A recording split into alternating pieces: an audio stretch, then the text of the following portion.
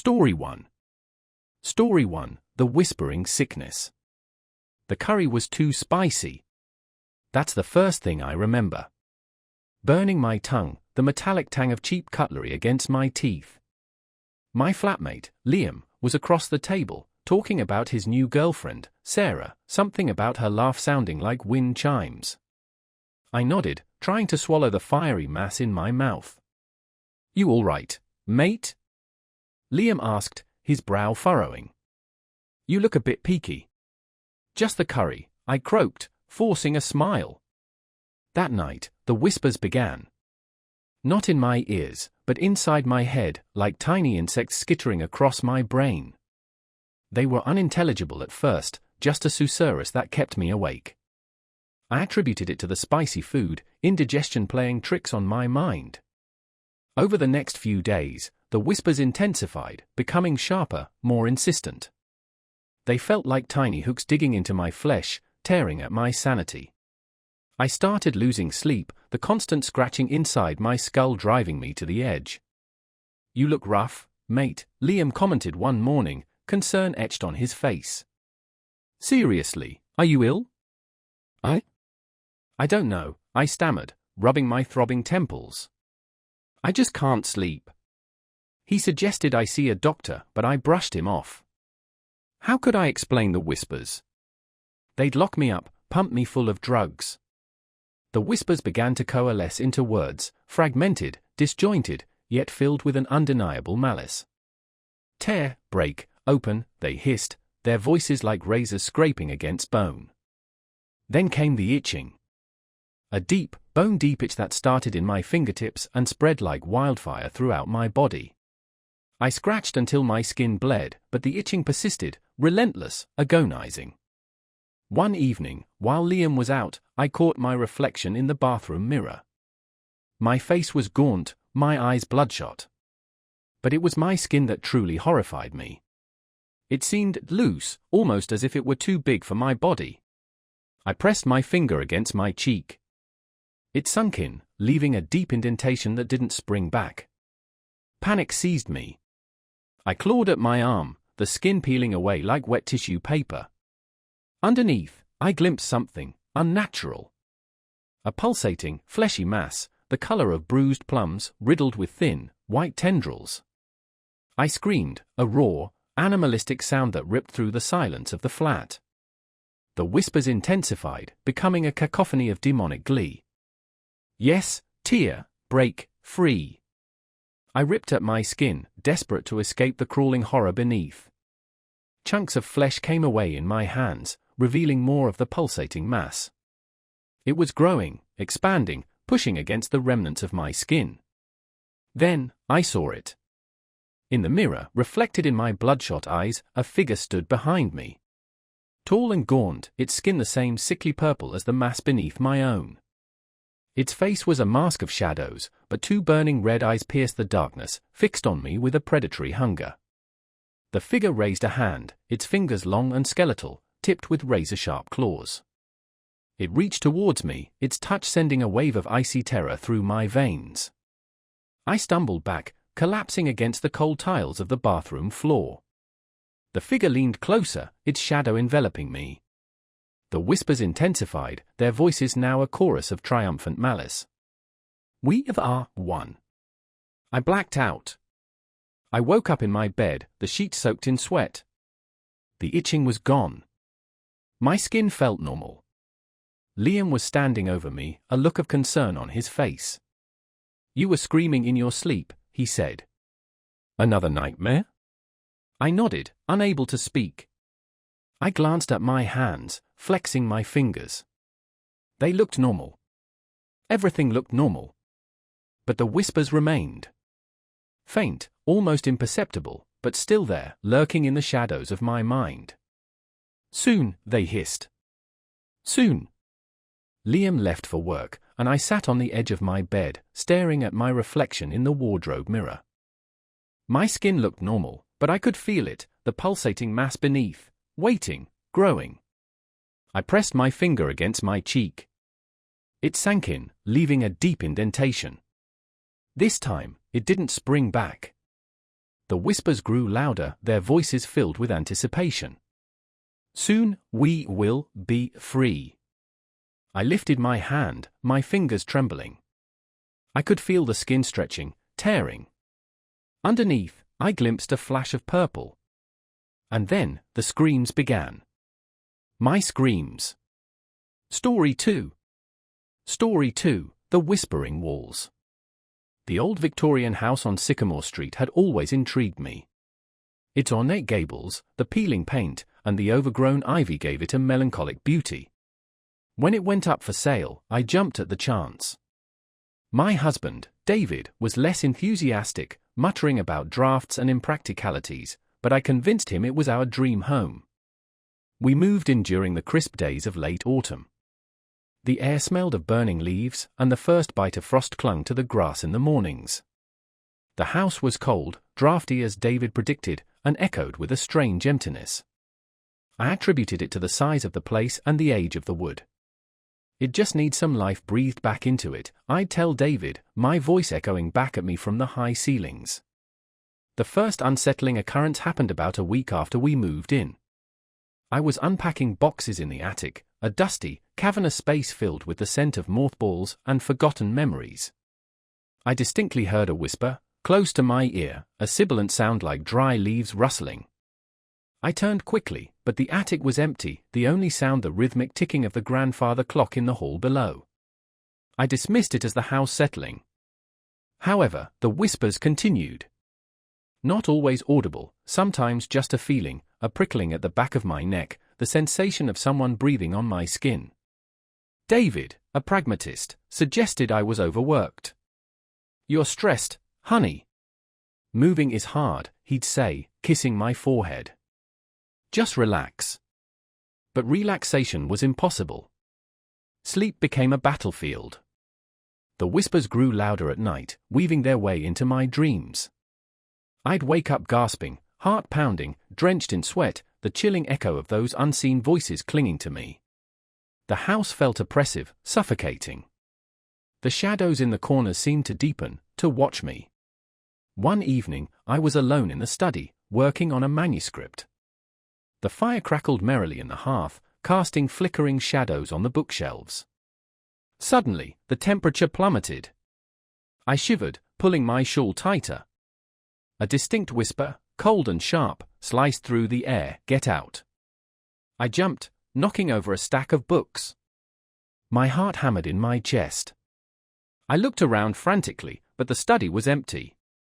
Trembling, I fled the room, the whispers seeming to follow me, mocking my fear. I tried talking to David, but he grew increasingly concerned about my mental state. He suggested therapy, a change of scenery. He couldn't hear the whispers, couldn't feel the icy drafts that seemed to permeate the house even on the warmest days. I felt increasingly isolated, trapped in a nightmare only I could perceive. The whispers began to morph, taking on a more sinister tone. They'd call my name, distort familiar sounds into menacing murmurs. I started seeing things in my peripheral vision, fleeting shadows, distorted shapes in the mirrors, a flash of movement in empty rooms. The house felt alive, malevolent, feeding on my fear. One night, I woke to find myself standing at the top of the grand staircase, staring down into the darkness below. I had no recollection of getting out of bed.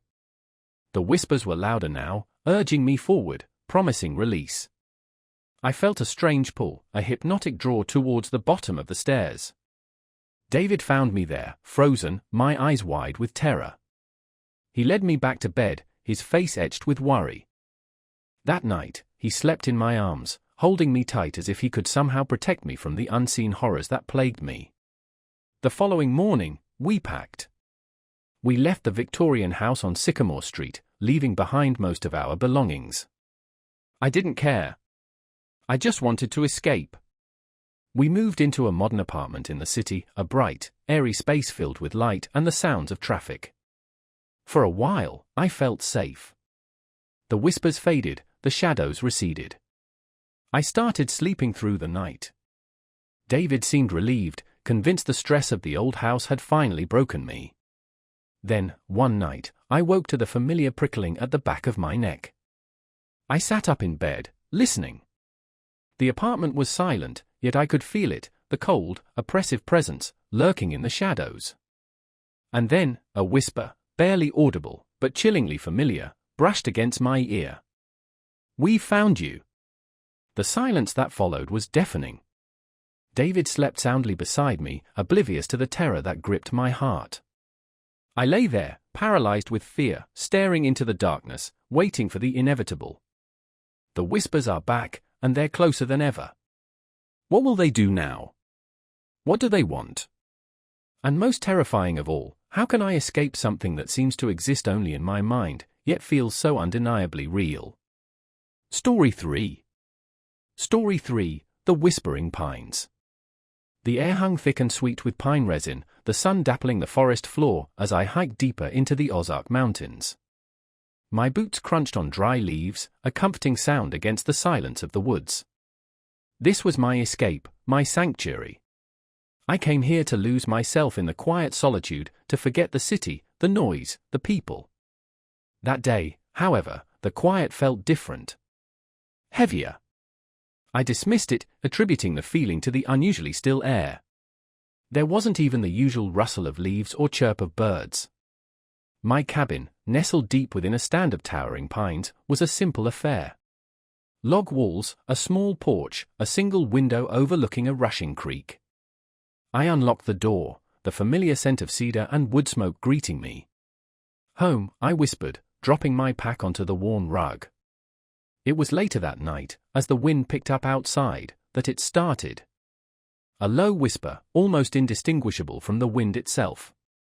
I sat by the crackling fireplace, reading a worn copy of Poe, when I first heard it. I looked up, listening, but heard nothing but the wind sighing through the pines. I returned to my book, dismissing it. But the whisper returned, a sibilant, rustling sound just at the edge of hearing. "Hello?" I called out, my voice shaky. Only the echo answered. I told myself it was the wind, the branches scraping against the cabin.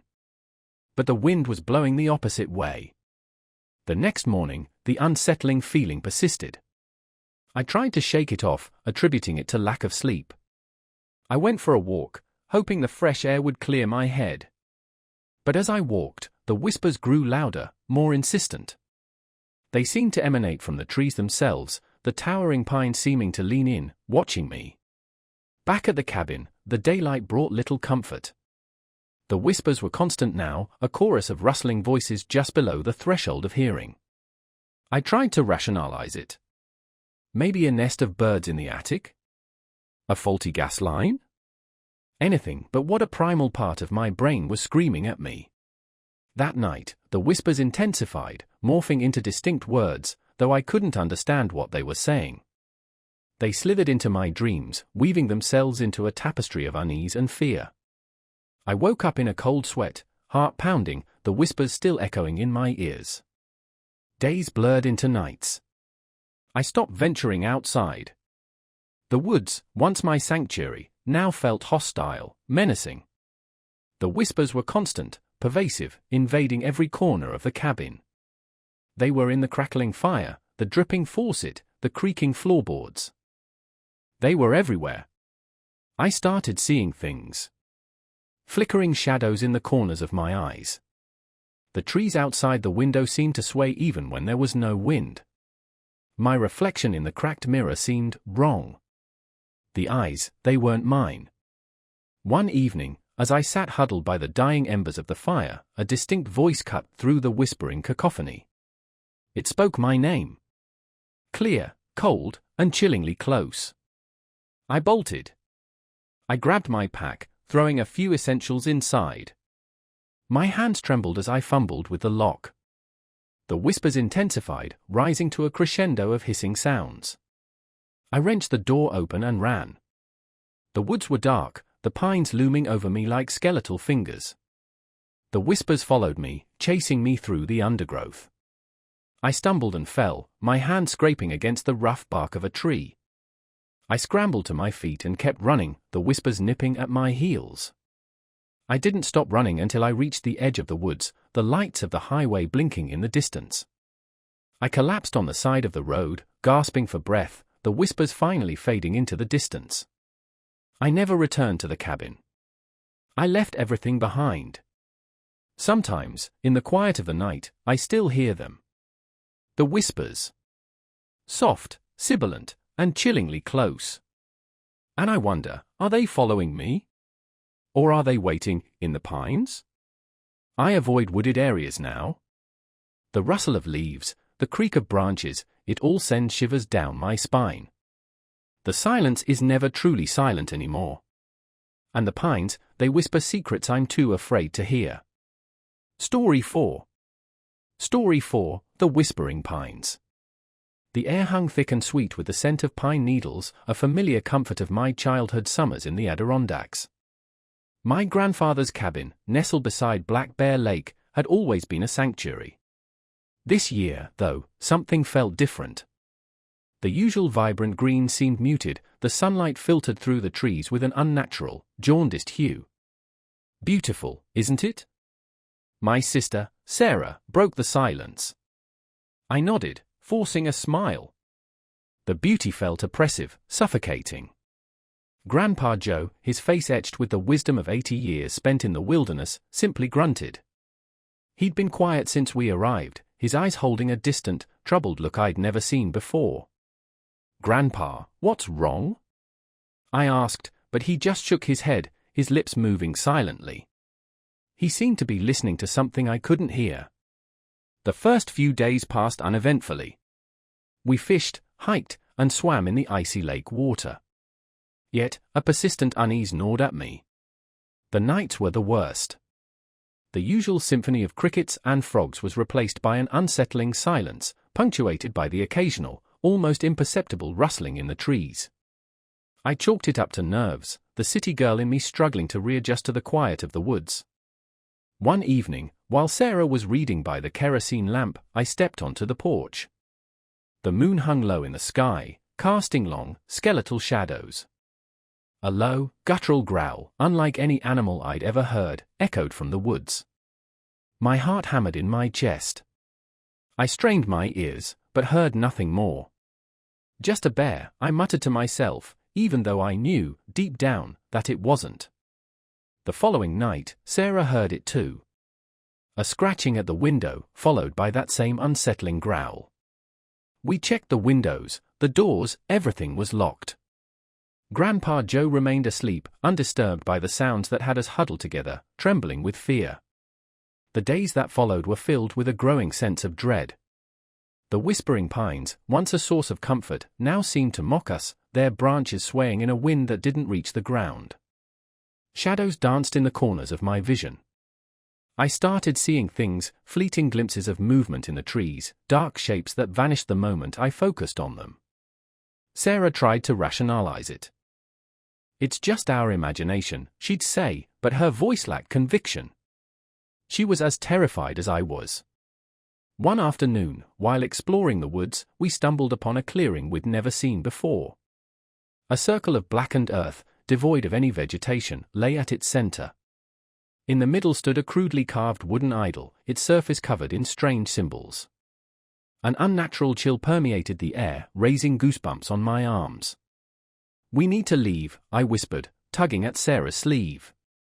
As we turned to go, we heard it, the whispering. Not the rustling of leaves, but a chorus of voices, soft and sibilant, coming from the surrounding trees. They spoke in a language we didn't understand, yet we felt the malice in their tone. We ran, stumbling through the undergrowth, not stopping until we reached the cabin. Grandpa Joe was waiting for us, his face grim. He didn't ask where we'd been, he simply led us inside and bolted the door. He began to speak, his voice low and urgent, revealing things he'd never spoken of before, ancient legends, dark rituals, and the entities that dwelled in these woods. Entities that craved something. He showed us the protective symbols carved into the cabin walls, symbols he'd renewed every year, symbols that had kept them safe. Until now. "They're growing stronger," he said, his eyes filled with a terror that mirrored my own. "They want something, they want one of us." That night, the scratching at the window intensified. The growling turned into a guttural chanting that resonated deep within our bones. We huddled together, listening to the whispers that seemed to seep through the very walls of the cabin. The whispers called our names. Suddenly, the chanting stopped. The whispering ceased. A heavy silence descended upon the cabin, a silence more terrifying than any sound. Then, we heard a knock on the door. Grandpa Joe grabbed an axe from beside the fireplace, his hand trembling.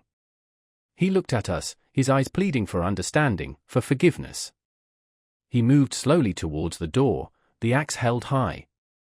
"Who's there?" he called out, his voice shaking. There was no reply. He hesitated, then slowly opened the door. The porch was empty. The moon cast long, eerie shadows across the clearing. A single pine cone lay on the doorstep. Grandpa Joe stepped outside, his eyes scanning the darkness.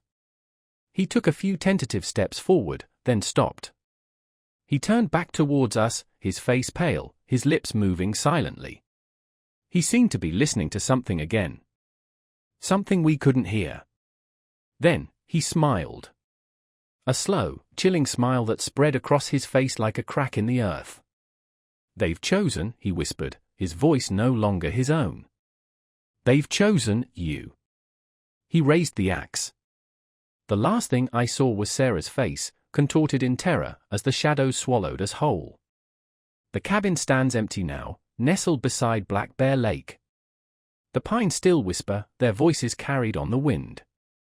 And sometimes, on moonless nights, you can hear a faint knocking at the door. But no one answers. No one dares to. Because the whispers are waiting. And they're always hungry. Story 5. Story 5, The Whispering Walls.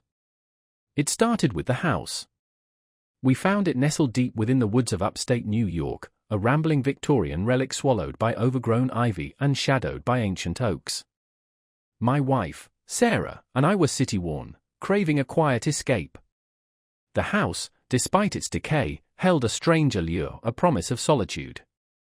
We ignored the unsettling quiet of the surrounding woods, the way the locals avoided our eyes, the unnatural chill that permeated even the sunniest rooms. We attributed it to the age of the house, to the damp earth, to our city-bred imaginations. "It has character," Sarah had said, her voice echoing strangely in the empty hallway. I agreed, though a tremor of unease ran through me. The first few weeks were idyllic. We spent our days hiking through the crimson and gold foliage, evenings by the crackling fireplace, nights wrapped in the heavy silence of the countryside. We began to furnish the house, piece by piece, slowly making it our own. It was during this nesting period that the unsettling began. I woke one night to a whispering.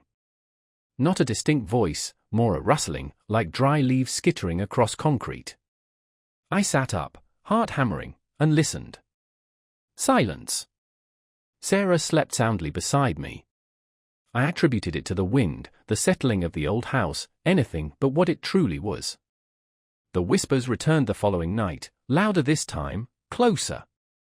It seemed to emanate from the walls themselves, the very fabric of the house seeming to breathe and sigh around us. Sarah stirred, murmuring in her sleep. "What's wrong?" she mumbled, her eyes still closed. "Nothing," I lied, pulling her close. "Just a bad dream." But it wasn't a dream. The whispers grew more insistent, weaving themselves into the quiet hours, a constant undercurrent of dread. They were in the creak of the floorboards, the rustle of the leaves outside, the ticking of the grandfather clock in the hall. They were everywhere, and they were getting louder. Days turned into weeks, the whispers into murmurs. I started losing sleep, plagued by an unshakable sense of being watched. Shadows danced in the periphery of my vision. Objects shifted places when I wasn't looking. Sarah, oblivious to my growing paranoia, attributed my erratic behavior to stress. "You need to relax," she'd say, her voice tinged with concern. "This place is getting to you." But it wasn't the place. It was something in the place. Something ancient, malevolent, something that was slowly, insidiously, weaving itself into our lives. One evening, while Sarah was out grocery shopping, I found myself standing in the attic, a vast, dusty space filled with forgotten relics of previous occupants. The air was thick with the smell of decay and something else, something acrid, metallic. The murmuring was deafening up here, a cacophony of voices swirling around me. I felt a cold spot on the back of my neck, as though something was breathing down on me. Then, I saw it. Scrawled on the far wall, in what looked like dried blood, was a single word: leave. My blood ran cold. I stumbled back, my heart pounding in my chest. I wanted to run, to scream, to do anything but stand there, frozen in terror. But my feet were rooted to the spot, my gaze fixed on the horrifying inscription. The whispering intensified, becoming a chorus of guttural chanting, echoing the word on the wall. Leave! Leave! Leave! I fled the attic, slamming the door shut behind me. I locked every door in the house, huddled in the living room, clutching a fireplace poker like a lifeline. When Sarah returned, I tried to explain, to tell her what I'd seen, what I'd heard. But the words caught in my throat, choked by the sheer terror of it all. "What's wrong?" she asked, her eyes wide with concern. "You look like you've seen a ghost." I wanted to tell her it was worse than a ghost. That it was something older, something darker, something that whispered in the walls and wrote in blood. But I couldn't. The fear had paralyzed me. That night, the whispering stopped. The silence was more terrifying than the noise had ever been. It was a pregnant silence, a silence that held its breath, waiting. We stayed another week, trapped by a strange inertia, a fear of leaving, a fear of staying. We barely spoke, our meals eaten in silence, our nights spent staring at the ceiling, listening. Listening to the silence. Then, one morning, I woke to find Sarah gone. Her side of the bed was cold. There was no note, no sign of struggle. Just emptiness. I searched the house, calling her name, my voice echoing in the empty rooms. I checked the woods, the surrounding fields, every place she could possibly be. But there was no trace of her. As the sun began to set, casting long, menacing shadows across the yard, I returned to the house, defeated, broken. The silence had returned, heavier, more oppressive than before. It pressed down on me, suffocating me. I went up to the attic, drawn by a morbid curiosity. The word on the wall was gone. In its place, scrawled in the same dried blood, were two new words: "She's next." The whispering began again, soft at first, then growing louder, closer, swirling around me like a vortex of madness. I backed away, my heart pounding in my chest, my breath catching in my throat. I turned and ran, fleeing the house, the woods, the silence, everything. I never went back. I never looked back. But the whispering follows me. It's in the walls of my apartment, in the hum of the refrigerator, in the silence of the night. It's always there, a constant reminder of what I lost, of what's still to come. And sometimes, in the dead of night, when the world is quiet, I hear another whisper, a new word, a word that chills me to the bone: you.